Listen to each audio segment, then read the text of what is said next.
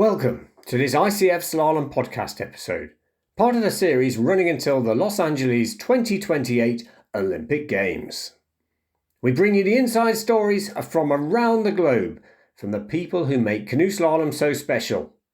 Here's your host, John Gregory. A warm welcome to this latest ICF Slalom podcast episode. Thanks for joining me. I've been promising this special episode for a while. It builds on an article I wrote back in 2015 for Sports Scene after the publication of Bill Endicott and Fabien Lefevre's book, King of Slalomia. It feels overdue to bring this up to date.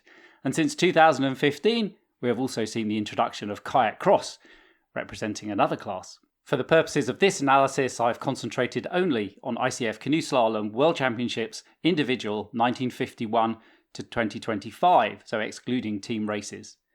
Today I'm joined by 8 Olympians: Jana Dukatova from Slovakia, Fabien Lefevre from France, USA, David Florence from Great Britain, Franz Anton from Germany, Vavra Hradilek from Czechia, Joe Clarke from Great Britain, Klaudia Zwolinska from Poland, and Jess Fox from Australia. I also have a special guest. By my reckoning, there are now 9 paddlers who have won gold in more than one individual class.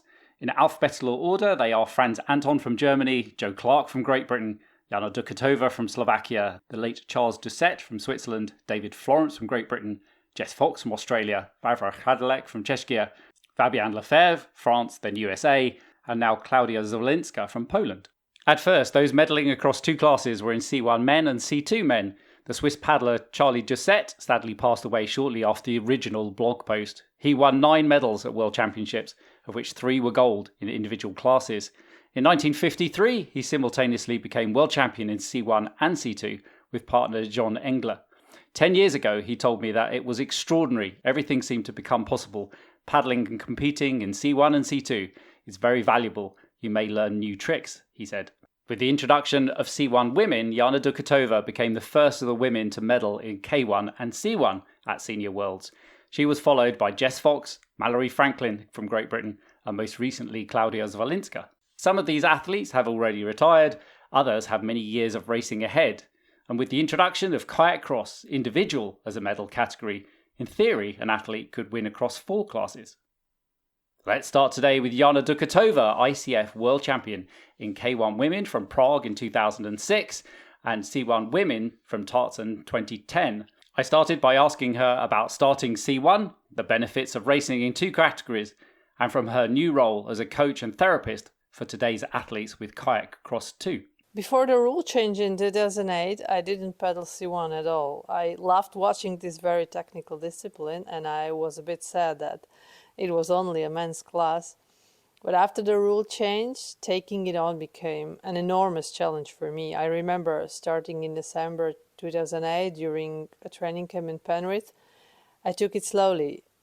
Step by step, I didn't rush to race C1 at the 2009 Worlds in Lascaux, where this new class was showcased as a test event. But already at that time, my goal was already clear: to win the first official women's C1 world title. Paddling 2 classes makes you a more versatile athlete, and I believe that versatility is really important in canoe slalom. And by versatility, I mean overall athletic ability. Being able to do different sports at a solid level is a great foundation for becoming a top canoe slalom athlete.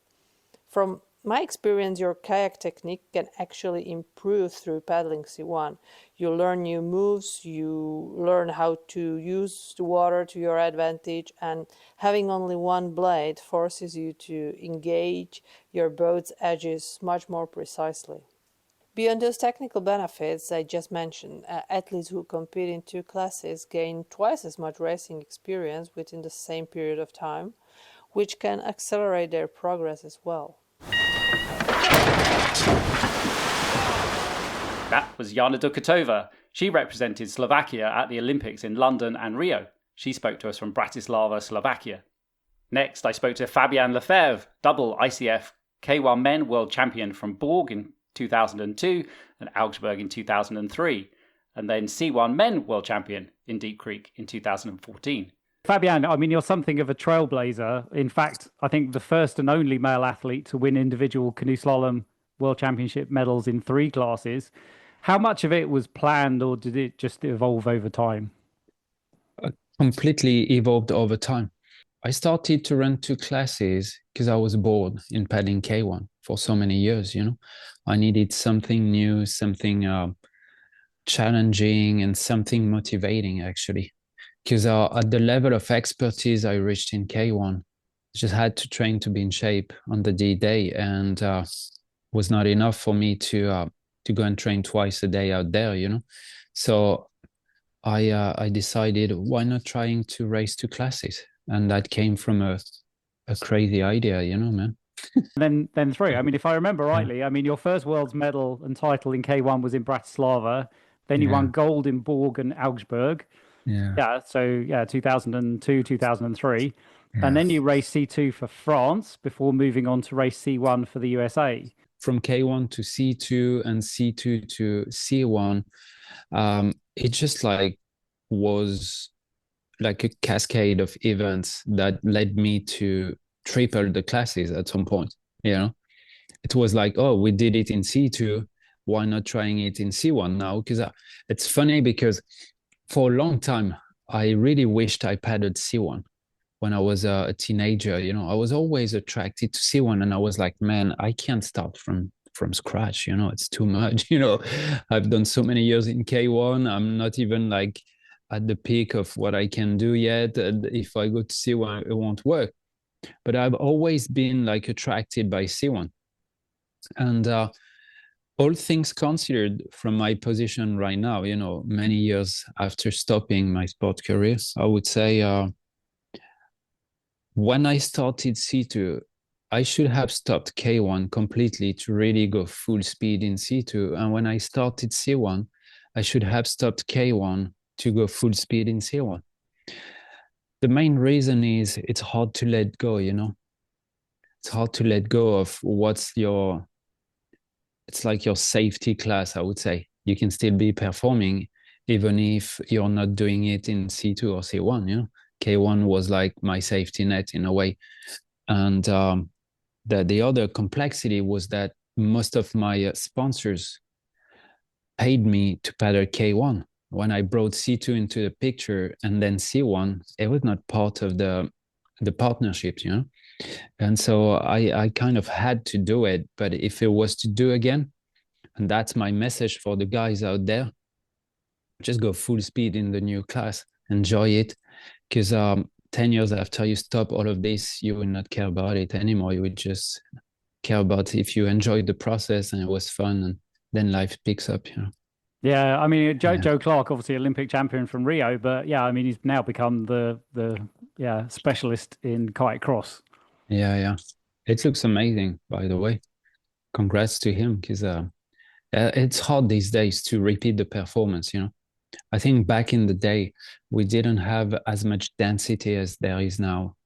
And it's just harder to duplicate the performance over and over again. And that's why I have so much respect for people like Joe, people like Yeri, because it's difficult what they do, It's very difficult. Yeah, and Jess Fox, of course. We have to mention her, man. Yeah, well, she's the only one that's won. Yeah, and there's so many others. There's that Polish girl, I don't even know her name. Klaudia Zwolinska. Yeah, who looks amazing at what she does, and some others, I'm sure. Previously, you'd commented, I mean, this is like 10 years ago, but you believed that those competing across multiple classes were among the fittest on the circuit. Yeah, as we've been saying, I mean, by 2025, 2026, we now have paddlers racing K1, C1 and kayak cross. I mean, what physical shape do you think these athletes are now in? I think they are in the best shape you can expect an athlete to be. I've always respected the sprint kayakers because I've seen them training, and I think slalomers were like babies compared to them, But I think because of racing 2 or 3 classes these days, you need to be in an incredible shape. I think you got to train like 2 to 3 times a day, be really, really smart into recovery, properly. And I'm sure science pulled out into the sport even more than it was before. And athletes must be in an incredible shape, And but sprint kayakers to me are probably in the people within the Olympic bubble, who are the most in shape. Because what they do is really, really pushing the physical body like to the extreme of performance, between like strength, endurance, force, explosivity, resistance. Like they tick all the boxes, and they repeat the runs to get to the final, and then they make it, So it's I think paddlers are really incredible athletes. Is it poignant that you won your last World Championship title in the US at Deep Creek, and now we have Worlds coming back to the US? It's pretty incredible to race in front of your crowd. Actually, I've done it twice. Once in Bourg-Saint-Maurice in 2002. It was in front of the whole French crowd. And here in the US, when I raced for the US, in front of the US crowd. And playing at home has a special taste, It's really, really something you can feel deep inside when you have that sort of co-creation with the public, and it's they want you to perform and you try to give your best so they have a great time, and there's like a direct exchange of energy and it feels amazing. And that's when I think I've been the most performing, and probably other kayakers might say the same, but racing at home has a special taste. Yeah. And I'm pretty happy for the US that we are going to have the World Champs this year and the Olympics in 2028. I think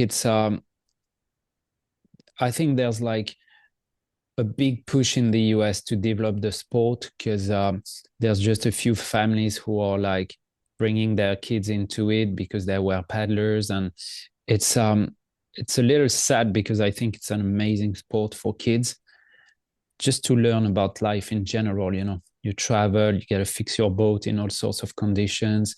You're under pressure, you train hard, you commit, there's no money in the sport, or just a little bit, and you learn to dedicate your life to something. You learn to be perseverant. There's so many good values to learn into being a kayaker, But maybe like having the World Champs and the Olympics here will boost the sport. We have amazing courses in Casey, in Alabama, here in Dickerson near DC, Deep Creek, and some others. This is an amazing sport, and not everybody is meant to reach the podium. But reaching the podium is not going to make you feel better about yourself. What you want is to try your best, make it as close as possible from the podium. If you make it, it's cool. If you don't make it, it's cool also, because you will have learned the same thing. Either you're first or you're 10th or 20th. In the end, it's what? 2 or 3 seconds that separate you. In the end, don't be dissatisfied. Don't feel bad and frustrated. Just be happy you made it to that level. This is really my message for everybody, because I've seen so many people who left the sport frustrated and bitter, and it doesn't have to be this way. I've learned about that later in life after I retired, and I wish I knew it before, because otherwise you'll be unsatisfied your whole career. You will be in that drive for perfection and excellence, and it's going to lead you in a space where happiness is going to be hard to reach. I've always considered like these races more like a show than reaching a goal, like beating others. I've never really cared about beating others, and competing. Competing for me was to have fun, trying to have the best run I could ever have, because I worked hard for it. So even in Oxbow in 2003, I crossed the finish line with 2 penalties. So I got world champion. I got my spot for the Olympic on that race, but I crossed the line. I was happy, yet I was disappointed because I had like 2 mistakes, and I was in that drive for excellence, and the perfect run. And I worked hard for it. So I was not really focused on beating others. I didn't really care about this. I never really cared about that, honestly.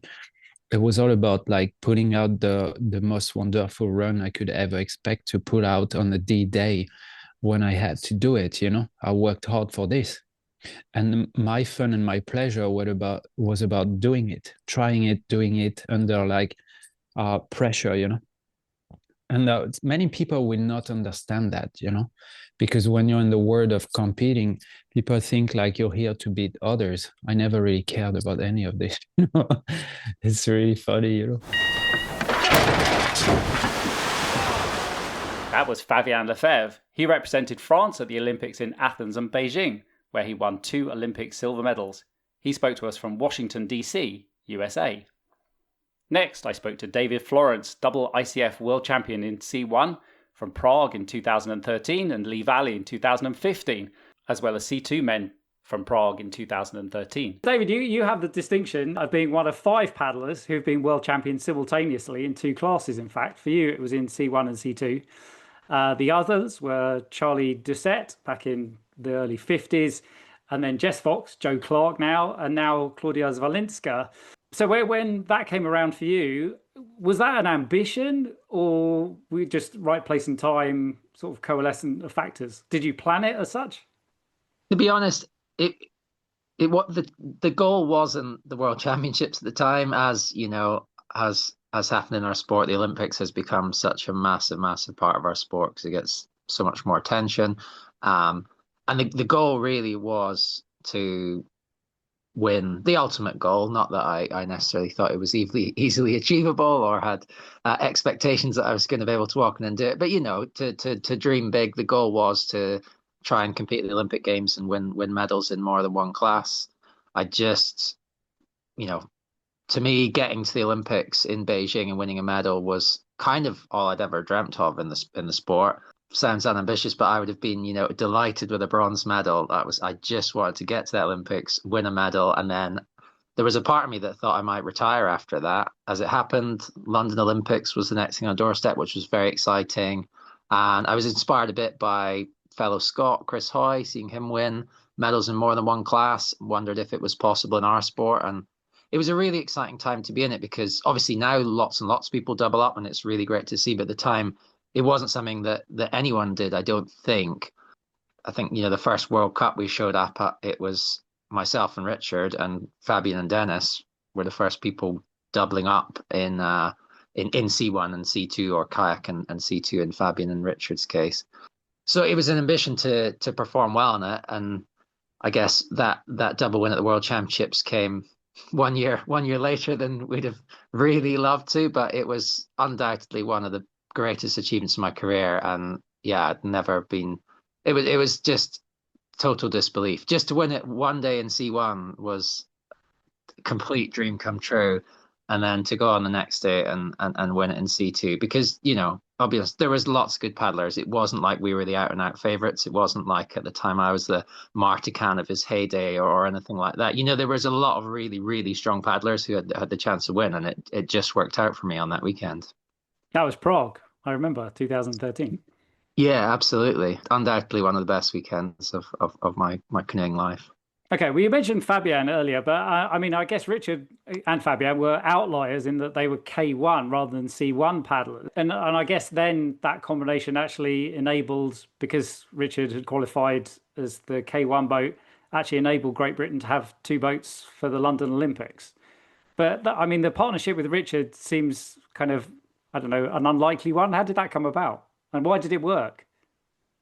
Yeah, I think at the time, it to me made a lot of sense to have someone who was in kayak, because then you could have this joint ambition of the two of you competing in 2 classes, going to the Olympic Games. So that was a big part of it. I was good friends with Richard anyway. I'd grown up alongside him, watched him compete, and I guess when I had the idea of wanting to do it, one, it had to be someone from my own country. It had to be someone I could get on well with. It had to be someone who paddled on the left. And I thought, given that they were very different skills, C2 to C1, and especially to kayak, obviously, but even to C1, I thought it was a really, really different skill.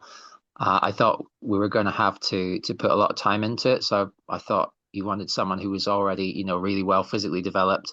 And also the mental side of it was massive. And Richard, although he, at the time perhaps hadn't won world championship medals or anything, he'd won medal at World Cup level. He was a really, really top performer. He clearly psychologically had the skills required to compete at the absolute elite level. So he seemed like a good choice, and I told him about it. I think it was shortly after the Olympics. We went on a trip to Bratislava together, just me and him, to a race and training.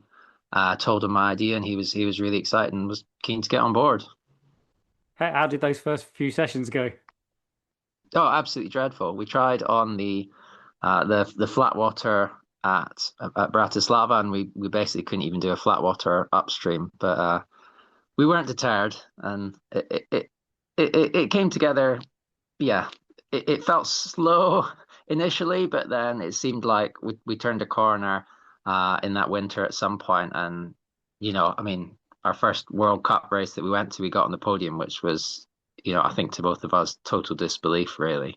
You'd said previously when we were talking about after Fabien launched his book that you thought a very high degree of specific fitness is needed to be able to train, I'll quote you, high volumes of technical work on the whitewater in order to gain necessary skill level in more than one boat. Can you expand on that? What did you mean? Yeah, I mean, it's funny hearing something that you said a very long time ago, but I think I always felt in my career, or certainly when I got to the point where I really broke through and started getting results on a world level, that for me, the big focus was always on the whitewater skill, training that whitewater technique. At the time, that wasn't necessarily what was the commonplace in Britain. Most people, for example, spent a lot of time doing flat water aerobic work in the winter.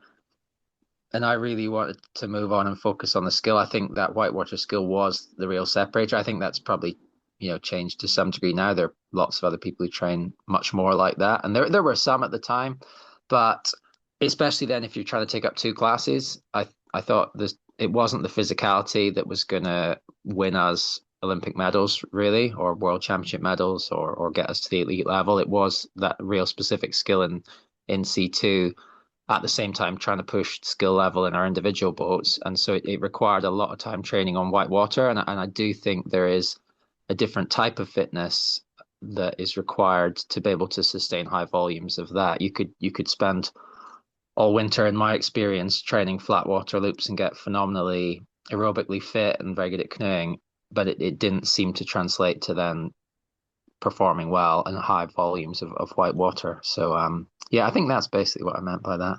And I guess by that point, you and Richard were both based close to Lee Valley. No, we were in Nottingham. So we took up C2 in at the end of 2008 after my first Olympic Games.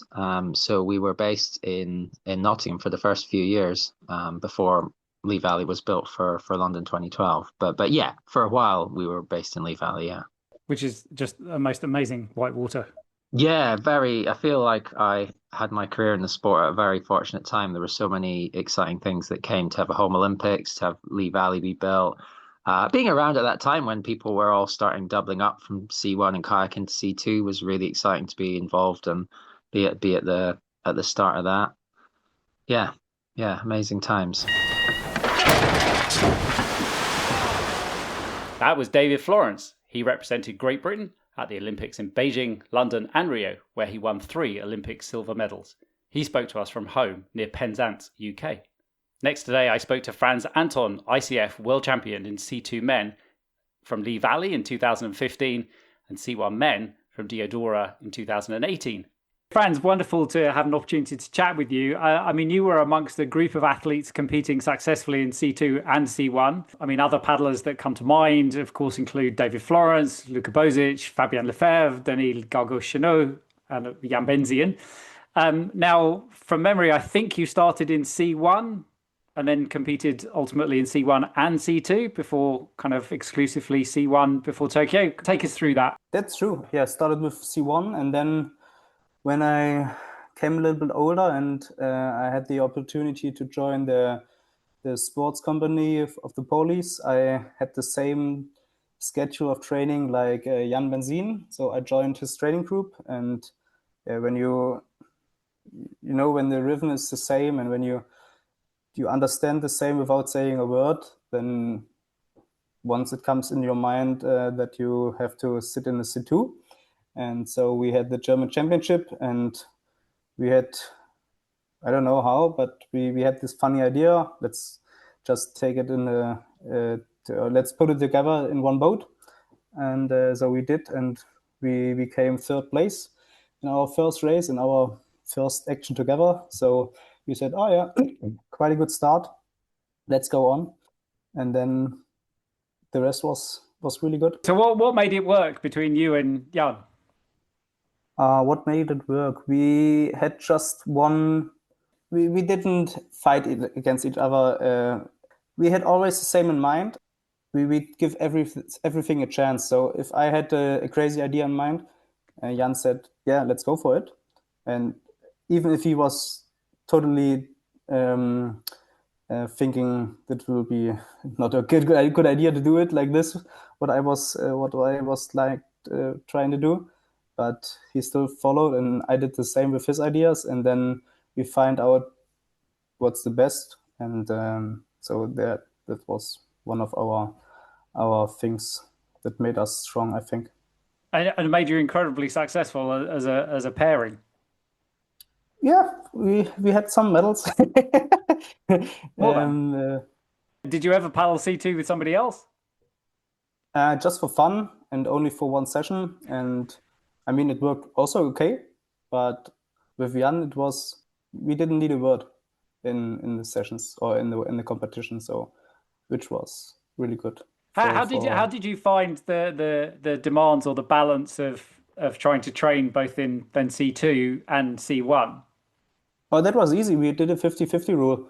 So every session, one session we did C1, next session we had to do C2, and there was no arguing about it. So we just followed strict this rule, and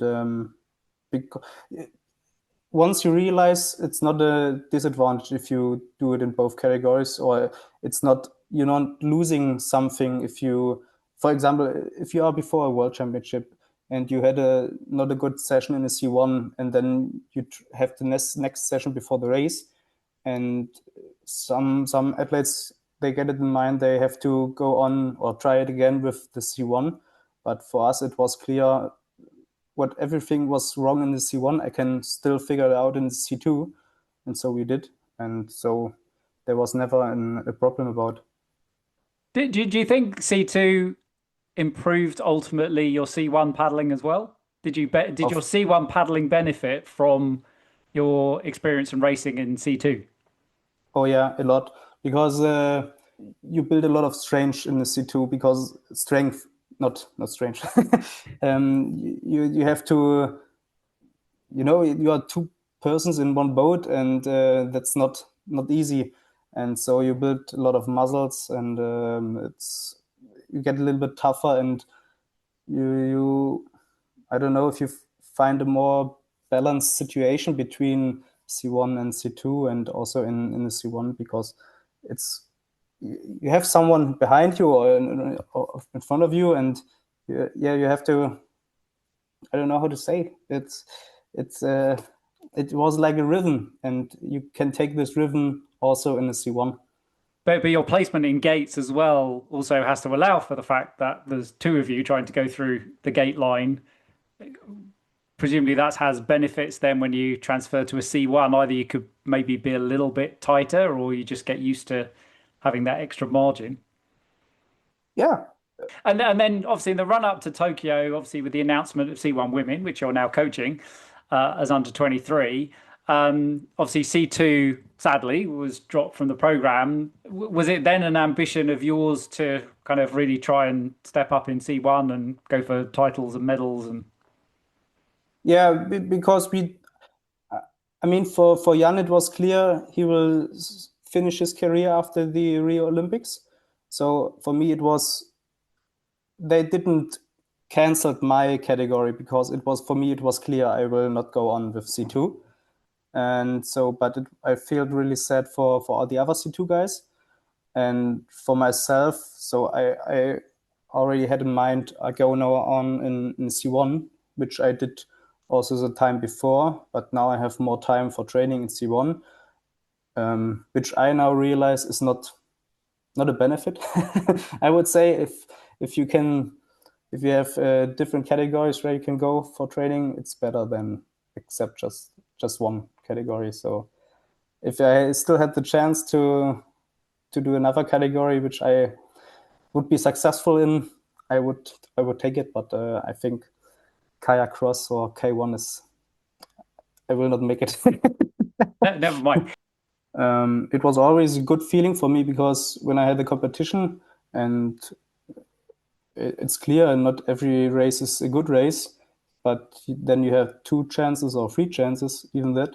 So it helped me a lot. Even if I had, if you have just 1 chance and you don't make success, you're feeling sad. But if you have another chance, you can build up your confidence about going into the next race or going into the next run. And that's what I was missing when I had only 1 category. Okay. That was Franz Anton. He represented Germany at the Olympics in Rio. He spoke to us from Leipzig, Germany. Kayak cross became a World Championship medal event in 2017. So next, I spoke to Vavra Hradilek, ICF World Champion in K1 Men from Prague in 2013, and Men's Kayak Extreme, Kayak Cross, from Po in 2017. Vavra, I mean, you have the distinction of being the first reigning canoe slalom world champion athlete to win worlds in kayak cross at the time. Of course, it was extreme slalom. How did that come about, and what did you see as both the fun and the challenge of it? Well, it's definitely a memorable thing for me, because I was fully committed to slalom. I found it really, really great to have opportunity to also include the cross discipline into my slalom training and slalom preparation, slalom calendar. So for sure, at the beginning, it was for sure most of it was just excitement about the new discipline and excitement of bringing a little bit more relaxed style of racing into slalom, which in a time has developed in dramatically changed, obviously, with the discipline being included in the Olympic program, as we could see in many cases, not only in kayaking, but any other discipline in sports that has been introduced into the Olympic program, always, changed dramatically because of people, having a chance of touching that Olympic glory, and also the sponsors and media and all the federations, putting all the efforts into supporting it. It was the same scenario, and I was lucky to be the first one to win the official world championship in Po. So back then, for me, there was not really specific training for it. It was very, very fresh discipline with lots of challenges, and we used to have those big bulky boats that were used for basically creeking. And if you look at it now, it makes me laugh, because it's not that long time ago, and the discipline is fully changed. But if I could, think of that year that I was doing more of the kayak cross, because I was only reserved for the slalom racing. It was great, being on the start line of the World Championship final with the good friends, being fully focused, nervous, in a zone of racing, but knowing that it's something a little bit more relaxed for me was great, and for sure winning it was my goal. I definitely wasn't coming there just for a laugh. I was definitely fully prepared and focused, but it was something that, that was a little bit more relaxed. It was great to see people in slalom having a little bit more relaxed feeling on the races. But also was really interesting actually to see many people in slalom, coaches, athletes, staff that were not happy with it. It was very early days, and as you say, it's changed very substantially since then. Yeah, but there's still people that are hating it, but they just do it because it's Olympic discipline now. So that's quite fun fact about it. But yeah, for me, it was great to win it. Share the podium with my good friends and share the final with my good friends, and it was also a great course. I think it was that year. It was the best course set up and best venue that could have the world championship. It was in Po, which the water is fast and even with that, with those big bulky boats, we were able to do pretty good moves in there. And I definitely remember that move that I was coming into the very last section of the race, and I was in the second place, and I think I took over Boris Nevu just before the finish line. It was a very exciting move for the spectators. So yeah, it was great to have that race in Po, also because of Tony Estanguet. I think it was one of the people that pushed the discipline quite a lot into the official program of ICF. So it was great to have it there. And yeah, I mean, for sure, I had I was one of those people in that field that had a most of experiences, because I knew the racing from many whitewater extreme races that I had taken part, but you know, as I said, for me it was great, mainly because I could do it more. Because before I could only do it, when there was no slalom season. So there was only a few races that I could take apart. But now I could just fully do it without breaking my schedule for slalom. So that was amazing for me. Yeah, I was going to say that. I mean, you've been known for a long time as one of the whitewater specialists in kayak extreme. I mean, your paddling style has always had that incredible flair. I mean, I'm thinking Prague Worlds. I mean, you even did a crossbow at Deep Creek, I remember, in one of the semi-final or final. So you've always had that real flamboyant style. Did that lend itself to kayak cross or kayak extreme? I don't think so. I mean, maybe you can have that style on the start ramp, but since straight after you drop into, I think, a race that as something like cross, you have to fight with other three competitors. There's not much time to. There's it was way more strategic and determined to sneak in, be always prepared from the attack for the attacks from the back. So there's not much that you can take from slalom except of your strength in a strokes and paddle and style of paddling in a straight line.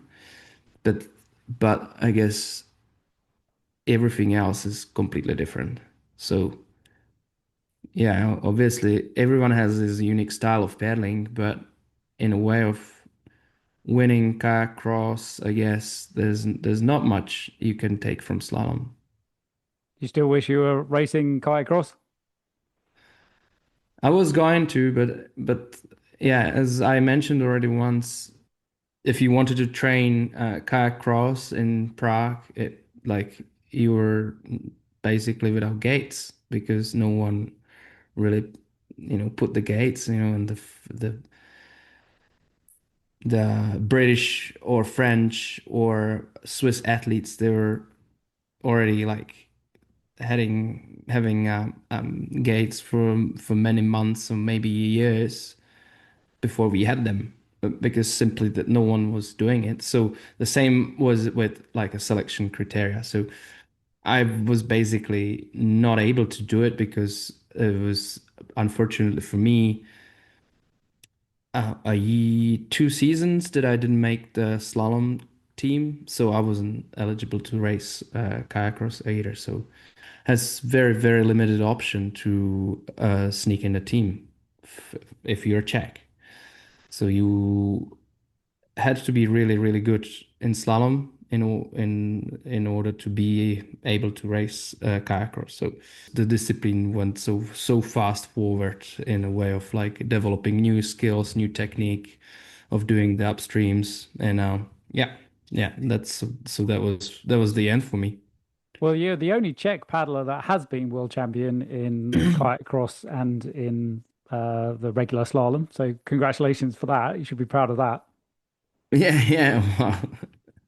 It's I guess I guess the competition wasn't too big back then, so I was lucky. That was Vavra Hradilek. He represented Czechia at the Olympics in Beijing and London. He won Olympic silver in London. He spoke to us from Prague, Czechia. Next, I spoke to Clarke MBE, ICF world champion in K1 men from Lee Valley in 2023, and he has won the kayak cross head-to-head consecutively at Worlds in Bratislava, Augsburg, Lee Valley, and now Penrith. How would you compare your physical fitness now after 4 consecutive kayak cross titles relative to your form at the Rio Olympics when you won K1 men? In what ways do you think you're now stronger?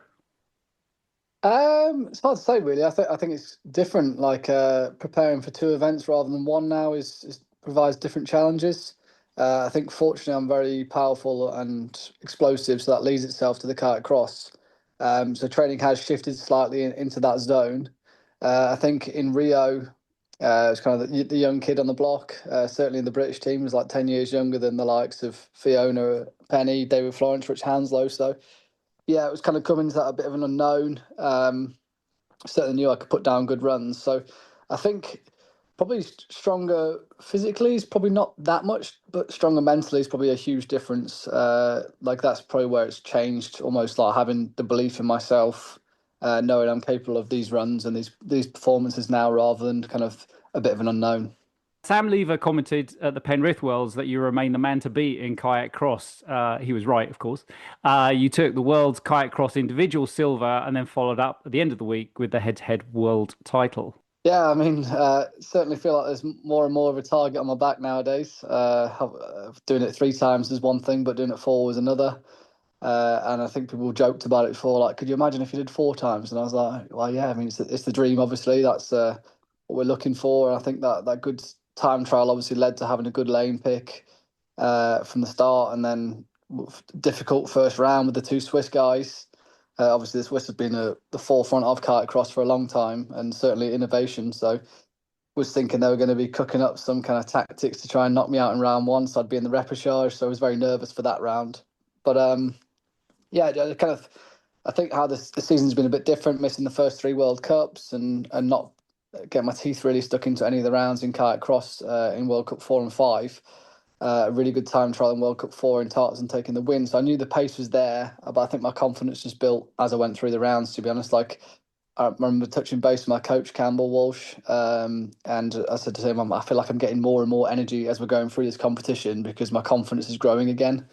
It's kind of the biggest race since obviously the Olympics for me last year. It would have been hard to imagine in those early Stone days, I guess, that you would end up now with 5 individual world golds, team gold, and Olympic title. Absolutely. We started off obviously on Stone. It was through school. Me and Adam Bird just came through the same pathway, which was once a week for 8 weeks, and then you basically join the canoe club and carry on if you'd like to. So very much started off very slowly. I was almost a late starter in some regards compared to the likes of like Yuri's and stuff like that. I was 11, so certainly my first coach, Andy Neve, whose daughter actually went and represented Team GB at London 2012, he was saying like, you're a bit behind the curve. Obviously, you started later. Maybe don't carry on with kayak. Like, you'll be better at C1. There's like less competition in the UK at the moment, so you could make the team easier, etc. But I very much was stubborn, as I am to this day, and said I want to do kayak. I'd rather be an average kayak paddler than a good Canadian, because I really enjoy kayak, and that's where my passion is. So pushed on with that, and yeah, like we say, 5 world titles later, and 2 Olympic medals is pretty crazy, really, to think that we've come all that way. Even had Richard Fox comment that I'm going to overtake him if I carry on the way I'm going. Yeah, well, that would be quite something. Anyway, you've opened the door now, so I'm going to ask. Tell me more about your C1 paddling. How long did that run for? And maybe like Jiri Priskovic, you're going to now switch to C1.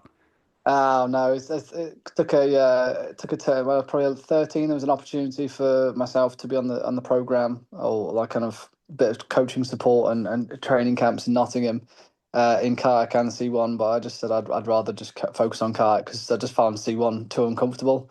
It was at a similar time because Adam Burgess was also doing K1 and C1. So it was quite nice because he opted to do C1, I was K1, so then we kind of got closer together as friends rather than competitors. It is very funny. I mean, you get so used to seeing people. I mean, I can't imagine David Florence in a kayak, and I can't imagine you in a C1. It's very funny. Yeah, definitely. I mean, I've seen David in a kayak. He looks a lot shorter. It's quite strange seeing him as like a normal height rather than being so tall in the boat. What were your reflections on the ICF Kayak Cross Summit where you were on the panel? Yeah, I thought it was really beneficial to get everybody together and all kind of the figureheads of the sport, so to speak. Hopefully, it's made some difference, and our kind of impact there and the conversations that we had and have been taken forward to the ICF and will help to shape the future of the sport, really. I think we've got a great sport. It's about how we package it up and we learn from the good things, but also the mistakes that we've made so far. There's definitely been some things that need ironing out to date. I think we're doing that quite well, but people want things to happen faster and want to have explanations on these kind of things. So I think that opened our eyes into some of the thought process that goes behind the decision making and etc. So fingers crossed, we'll see how it shapes it. Obviously, lots of good ideas, some kind of wacky ideas that are coming out, but you've got to sometimes push to the extremes and see where it kind of lands in the middle. Yeah, simplicity seemed to be one of the common threads and something that you talked about as well. I mean, simple for spectators, but not yet simple for the athletes that are racing in terms of the decisions and stuff like that. Absolutely that. I think we obviously have slalom, which is so challenging to judge anyway, and there's always speculation at every single competition, at every level pretty much of penalties. So I think the kayak cross in some ways is brought about to try and take away from that and almost having all these rules and start procedures and positions, etc. It's actually added in extra things that people are having to judge. And obviously, when you start judging things, perspective and different kind of viewpoints on things and understandings of the rules, etc., can come into play, and it makes it very difficult then to judge and what one person may deem as a fault another person doesn't. And essentially, it's all going to come down to the video and then the chief judge making that overriding decision. So I think ideally you want to see the athletes just to be able to do their sport and not get caught up in decision making or things that are going to arguably shape their lives. That was Joe Clarke. He represented Great Britain at the Olympics in Rio and Paris. He took gold in Rio in K1 men and silver in Paris in kayak cross. He spoke to us from near Lee Valley, UK. Next, I spoke to our newest world champion in 2 classes, Klaudia Zwolinska. She won both K1 women and C1 women in the latest ICF Worlds in Penrith, Australia. So, Klaudia, congratulations on becoming Athlete of the Year in Poland. I mean, is it hard to go from the glitz of an award ceremony back to paddling sessions the next day? These award things are all new to me. And this is what I'm really struggling with, to keep the balance between the sessions and all this thing, what is happening around. This is really interesting for me, what is happening, because in Poland with this award, the Athletes of the Year, it was huge. I was fighting with Iga Świątek, Lewandowski. Like Iga Świątek won Wimbledon last year, and she's not the Polish star, she's global star. So it was really huge fight. And also she's popular, and our sport is not popular in Poland. Me and my federation, we were struggling that when I was saying that I'm training canoe slalom, people were asking me, what is this sport? Because we didn't have like many Olympic medals. We didn't have it in the TV. Like that was a huge problem. And we decided with the federation that we want to change it. And now, last 3 months were crazy. I was pushing so hard to achieve this success on this like to get this award, but it was really not easy time for me. Now, when I'm back to training, I feel like I'm back to holiday. I call it like that because I'm training, of course. My body is tired, but mentally, this is the best relax for me. I have a amount of sleep that I need, good food on the same time every day, and training. This is what my brain needs, I think. Yeah, I mean, social media would suggest, as you've just been saying, that you've spent most of the last 6 months off the water. You've been in schools, you've been doing presentations, you've been doing TV. That balance is obviously hard, and then kind of trying to fit training in around that. Yeah, especially that I'm the person that if I have a target in my mind, it's hard to relax for me. It's really like I'm doing everything to get it, and with my target, like it starts after Olympic Games, because after Olympic Games in Paris, when I had this medal, I was so proud about myself. I was so proud about our Polish kayaking community that finally, after 20 years of waiting, we have this medal. And I was thinking that I will be super proud and I would be like, oh, now I'm an athlete, the elite pro, I'm like superstar. But then I realized that I have a medal and I will keep it for myself. So it changed nothing, like I had this feeling all the time, and this feeling was following me for a long time. So I decided that the best thing that I can do is to share this success, this medal with the other people, and maybe then I will feel more that I did something good, and I will live with my career when I will end one day. I will leave something, in this sport. So I sold the Olympic medal. Then I was thinking to create a project for the kids. And after World Championship 2025, I did it. But I was planning it. And for 2 years now, I was like visiting so many schools. I was talking with the kids. They were trying some paddling exercise. So I'm really proud about it. And now, after all this work, I can say that in Poland, when you say that you are the canoe slalom athlete, they will know what is it. So I think that is big achievement, and not only mine, but all team, my whole federation. So yeah, it was like so much work to do, but now I can be proud that we made something that make a difference. You should be very proud. You're an amazing ambassador for the sport in Poland and far, far beyond. So I watched your runs again from Penrith and then your mixed zone interviews. They're amazing, firstly. You commented how Jess had been an inspiration to you. I know that you're now back in Penrith, so it must be amazing to be back on the same course. Tell me more. When Jess won her first Olympic medal, and when she started to dominate our sport, I'm younger than Jess, so I was a kid, I can say. So I was watching her.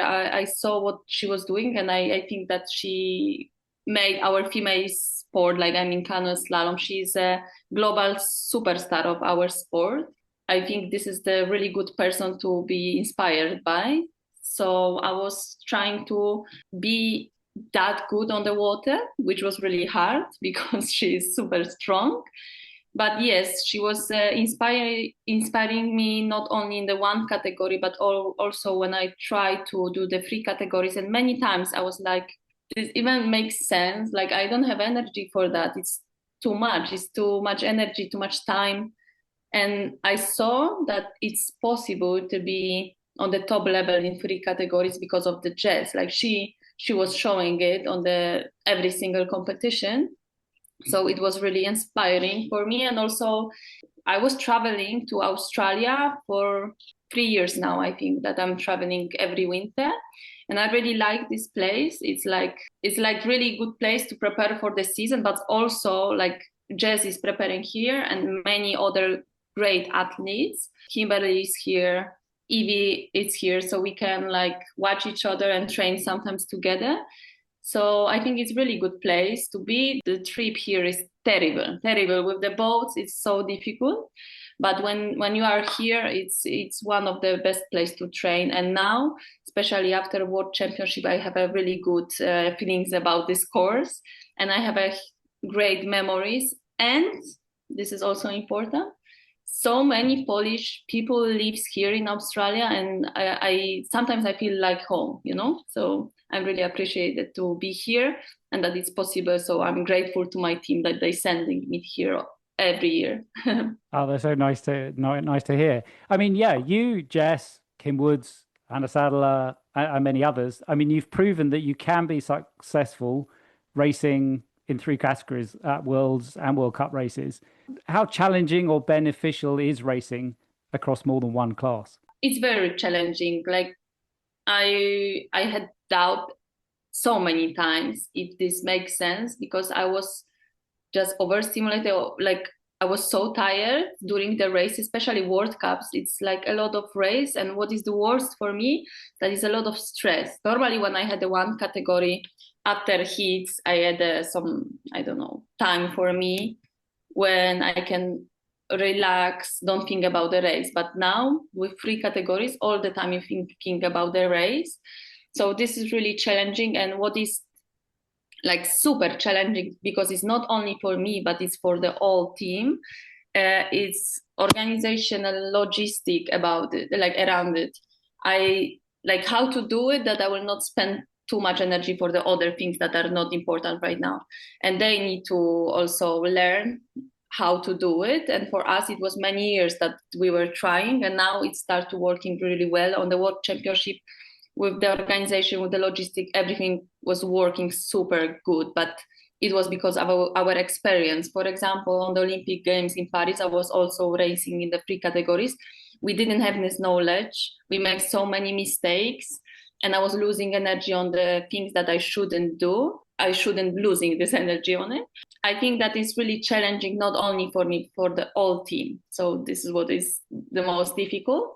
But the other point of view, I think that all these categories helps me to race, because like when I was training only K1, I was coming back to K1 every single session.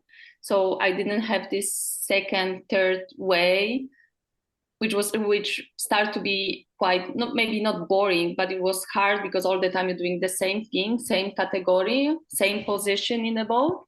So when I start to train the other categories, it started to be more interesting.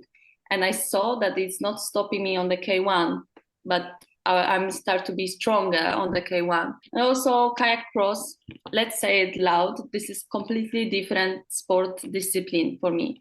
Oh my God, this is like terrible. Like for me, I'm in love in slalom because I'm alone, I'm calm, I'm thinking about my moves. No one disturbs me. I know what I need to do. And on the kayak cross, I'm like, let's go. Like what I can do. Like, it's completely different. Like you fight with the people. You have a strong, you can hit someone.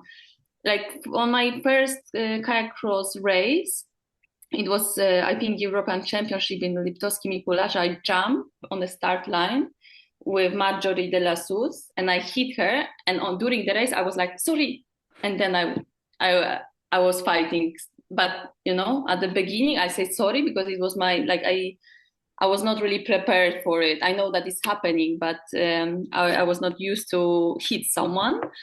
So yes, this free category teach me how to be the athlete, to adapt, and this is I think really important. So you have some pluses, some minuses, and it's works somehow. But I think that with the years, it will be harder to do the 2 classes, slalom and kayak cross. It's completely different discipline. So I think it will be more people who are specialized in kayak cross and in slalom for sure.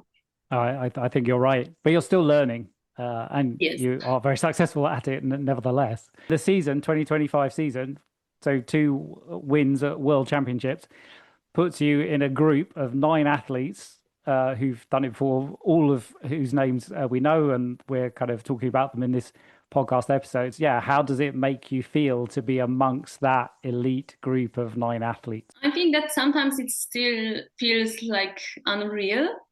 because for the long time, for me, this achievement felt like it's far, far away, like really far. So for me, it's really unreal, actually, and becoming of the like history of sport, like when I was coming back to Poland after this like 2025 World Championship, I had a phone from the media, and they called me and they were like, "Oh my God, Klaudia, did you know what happened?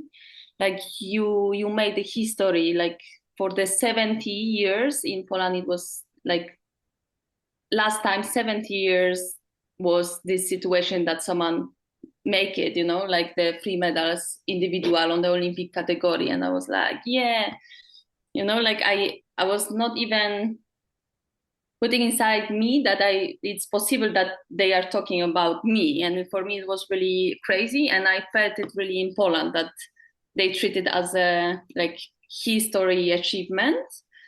And I was like protecting myself from them. I was like, what are you guys talking about? It's like, it's okay. Like I'm a double world champion. It's possible you can do it, like why you are so about it. And they told me that special is it, because when I was a kid, I was putting the athletes, like the best athletes in the world, as heroes, like I saw them as the heroes. So when they start to comparing me to the best athletes like Jess, like the many athletes from the other sports in Poland that they are superstar, and they're trying to put me next to them, I had the feeling that they're wrong, But now it starts to that I understand that this happened. So that's why I'm saying that it's unreal for me, because I think that I'm still the girl from the small village in Poland, and I don't feel it that is that special that I was thinking it is, I think we call it imposter syndrome. Yes, that feeling that it's not real, you haven't deserved it, but you have proven that it's possible. It must be nice for you to be back in Penrith, given your success last year. Yes, it's really like to come back here. It's really special moment for me because I have great memories, and because I had the 3 categories, like we were talking about it. During the race and after the race, I didn't have time to actually celebrate it. Now I also don't have it to celebrate it, but I'm here and I feel these emotions again, and I feel these memories again. So for me, it's really special to come back to this actually place, because during the race, I didn't have time to thinking about it. Probably makes it real that you actually earned it. Yes. So yeah, I'm really happy that I can be here. I'm grateful. And I'm looking forward for the next season for sure. That was Klaudia Zwolinska. She represented Poland at the Olympics in Tokyo and Paris. She won Olympic silver in Paris in K1 women. We caught up with her in Penrith, Australia. Last, my conversation with Jess Fox, who has the distinction of being world champion across 3 classes. Twice, actually. She already has 9 individual world titles in total. 5 kayak world championships, 2 C1 world championship titles, and 2 women's kayak cross head-to-head titles. 3 other athletes have medalled across 3 categories. They are Fabien Lefevre, Kimberly Woods from Great Britain, and Klaudia Zwolinska. I asked Jess her motivation for both classes, the demands, and how on a number of occasions where she appears to have absorbed defeat in any one class with composure going into a second or third race category. When I started out in slalom, I don't think I ever imagined I would be doing 3 disciplines, let alone be a world champion in all 3. And I think, for me, it's always been about the challenge of getting better and improving my skills in each class. And I think with kayak and canoe, they sort of support each other, but kayak cross has definitely been a new addition that, really challenged me and became about adaptability and, fitness and strength, but reading a race a lot more than it was in slalom. And I think, the driving motivation behind it is that I love to race and I'm there anyway, so I may as well be doing all three. And obviously when kayak cross became an Olympic event, it became important to be taking it, seriously, training well, analysing races and looking into all the tactics and strategies. And my core being in slalom, I felt like I already had that base that I could then, look at spending a bit of time in cross too. In terms of the benefits versus the demands, it does depend race to race. Some weekends I've felt completely exhausted, especially when you get to the third World Cup of back-to-back racing.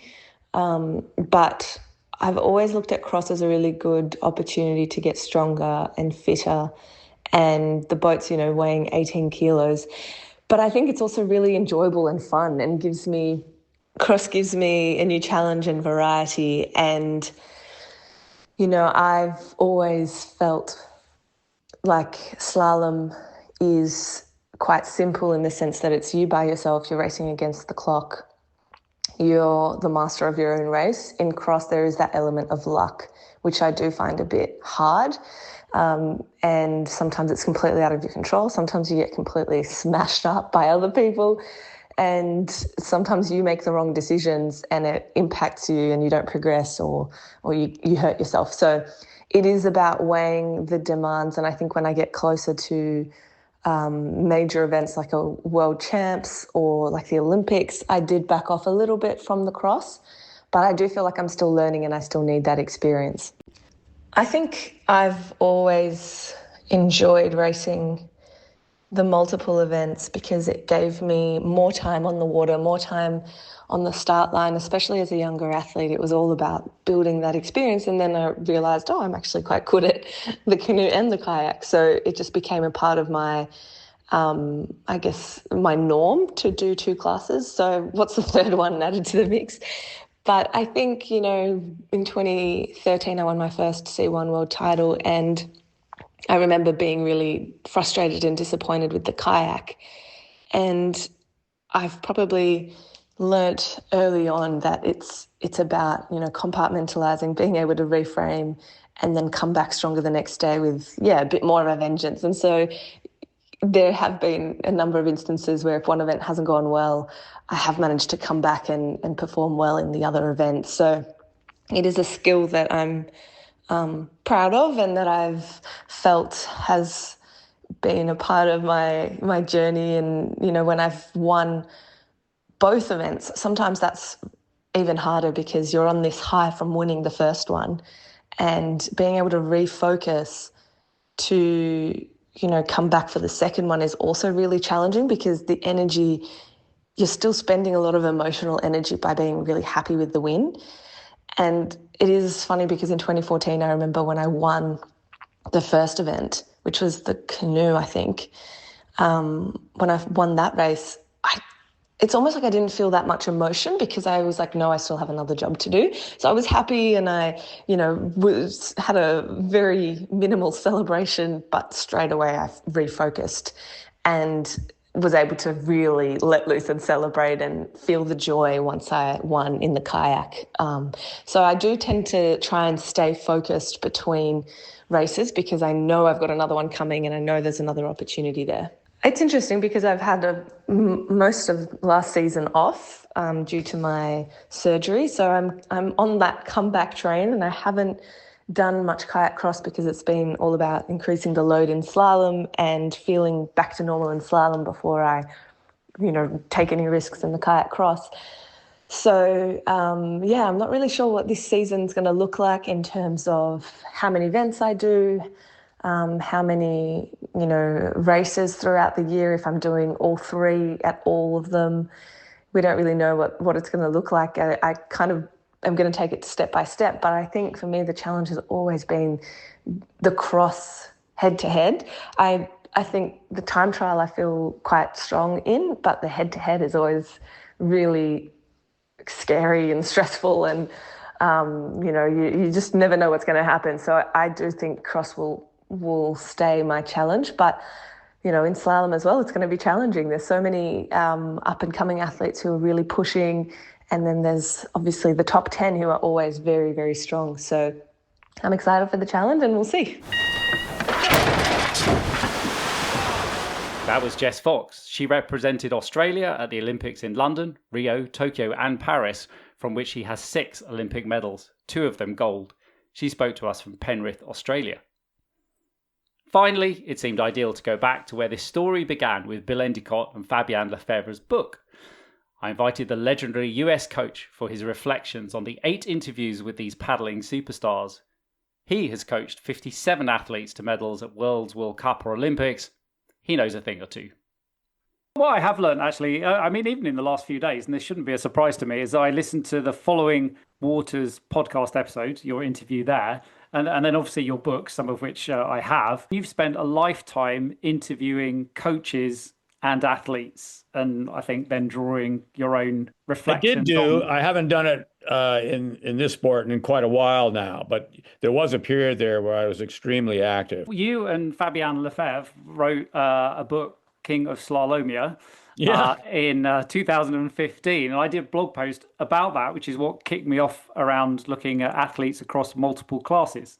Right. Fabien was one of those. He medaled across 3 different classes. Right. That's why I wrote the book, really, because he was the first guy to do that. And I thought that was really remarkable. And he was just a great character. I had met him in France some years before, and now he was racing for the U.S. Well, it was you that led me down this rabbit hole, let's say. So thank you for that. But yeah, so I've been able to, as you've heard, interview the 8 other athletes as part of this podcast episode. Yeah. So what did you think? Well, I thought it was interesting. Different people stress different things. I'm looking at my notes here. Fabien was talking about how the sprint guys are more fit than the slalom guys. Oh, come on. And Fabien and I, we're good friends, but fit for what? The slalom guys are really fit for slalom, and the sprint guys are really fit for sprint. So I think it's a bit of a bum rap. When I first started coaching, the Germans and the Czechs and the French and the others told me, Bill, you got the guys in the boat on Whitewater too much. They're going to get hurt. They should be weightlifting and doing cross training and stuff like that to, prevent injuries. Well, I stopped coaching, 33 years ago now, but whenever we have a reunion, I ask the guys, look, have any of you guys had any serious injuries due to the sport, maybe through overtraining? None. It was not well understood that you needed to train as specifically as possible to the event in order to be successful. And that's what I picked up with Florence saying that the whitewater skills were the most important. Yeah, I think that's true. It was Franz. He said that having the ability to do multiple events cuts down on chance wrecking your results. And I thought that was really interesting because I think the sport now is way too chancy. You have this final and, everything's sort of on this one run and everything. In the old days, you had a practice run and 2 runs all on the same course. So by the time you did that 3rd run, you had cut down on the chance element pretty much. But now, it's much chancier. However, by being able to be in multiple events, you cut down on chance wrecking your career because you get another event that you can start over again if you had some chancy thing happen in one of the other events. So I thought that was really interesting. There's a countervailing force going on here to get rid of what had been an increased level of chance in the sport since they moved to the TV friendly format. Well, one could argue, and Jess alludes to it as well, that in competitions when she has not won in C1 or K1 on the first day of racing or earlier day of racing, she's often then pulled stops out and come back and then actually won the next day. So, well, she has a chance to come back. Exactly. So I think that's important. In that podcast episode, you were also talking about this fascination with the process. I love that. Well, that was a theory that I first developed it through kayaking because I'd been, kind of successful in my life before canoeing, but I was always really working hard at things that I didn't particularly enjoy. But with canoeing, it wasn't work; it was fascination. And then I worked for President Clinton and various Marine Corps general, in talking with my athletes who did the best in the sport, whether it be in sprint racing or slalom racing, all of those people, they all seem to share this fascination for the process, that they were so fascinated by all the little details of what they did that they inevitably did them more than anybody else. And so they got better than anybody else, and they reached levels of understanding about their field that most of us don't even realize exists. And that made a big impact on me, and I realized that it had happened to me with my interest in slalom. So ever since those days, I've tried to approach whatever I do with that same kind of fascination. And that means, getting into things that you really like doing, but then really enjoying the detail, reveling in the detail. And I don't know if you saw recently this guy, Alex Honnold, who climbed the building in Taiwan a couple of weeks ago. People would say, oh, he's a crazy guy, he's just acting on a whim. No, this guy's got fascination for the process. He spends huge amounts of time preparing for these things. And his process is like tiny foot holes and tiny toe holes, and what's the best passage up these rock faces. Same thing. The guy's got fascination for the process, and so he's really, really good at it. Anyway, that's been a driving force for me for the rest of my life, and it was first crystallized for me through my involvement with slalom. Amazing. Thank you. That was Bill Endicott, twice inducted into the International Whitewater Hall of Fame. He spoke to us from Bethesda, Maryland, USA. Thanks to my guests today, Jana Dukatova, Fabien Lefevre, David Florence, Franz Anton, Vavra Hradilek, Joe Clarke, Klaudia Zwolinska, Jess Fox and Bill Endicott. For perspective, they have 15 Olympic medals between them. Our next episode is also a little different, recorded at the Canadian Canoe Museum, which will be hosting the International Whitewater Hall of Fame induction ceremony in May. I'm John Gregory, thanks for listening. If you enjoy the podcast series, tell other people, send them a link, like, follow, or write a review. And if you need more, keep reading Vittorio Valdi's brilliant, insightful, and eloquent blog. Stay safe. That's it for now, but please subscribe to the podcasts on Apple Podcasts, Spotify, or YouTube, and leave a review too. Until the next episode, keep it fast and clean.